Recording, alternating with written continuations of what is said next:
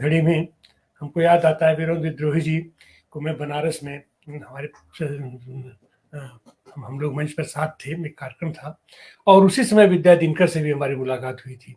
और एक लंबे अरसे के बाद आज विद्या दिनकर से हमको ऐसे अवसर पर और ऐसे रूबरू होना पड़ा। घड़ी तो दुखद है और अब इससे ज़्यादा दुखद घड़ी क्या हो सकती है।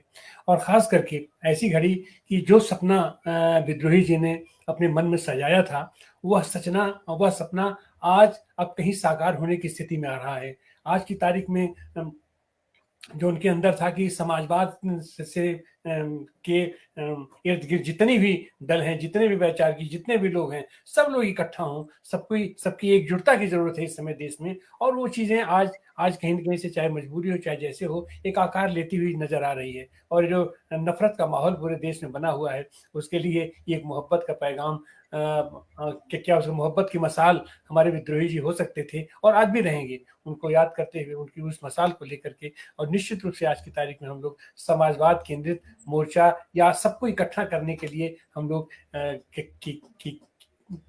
हम लोग सामने विद्रोही जी एक मसाल के रूप में रहेंगे। उस मसाल को लेकर के हम लोग चलेंगे, चलने की कोशिश करेंगे और उस पर हमारे कदम आगे बढ़ चुके हैं। इन्हीं शब्दों के साथ हम अपने वीरेंद्र विद्रोही जी को आज की तारीख में अपनी श्रद्धांजलि अर्पित करते हैं, उनको सलाम पेश करते हैं।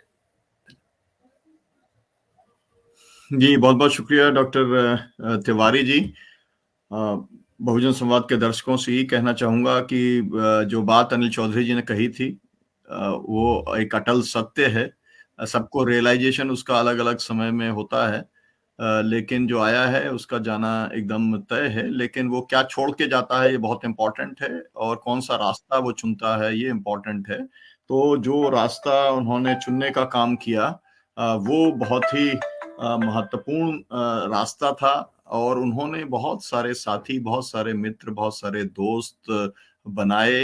वो सभी वैचारिक साथी उनके थे और एक फक्कड़पन के साथ में जीवन जीने का काम किया। वो बहुत सारी उम्मीदें, बहुत सारी आशाएं जो है वो हम लोगों के बीच में वो छोड़ के गए हैं।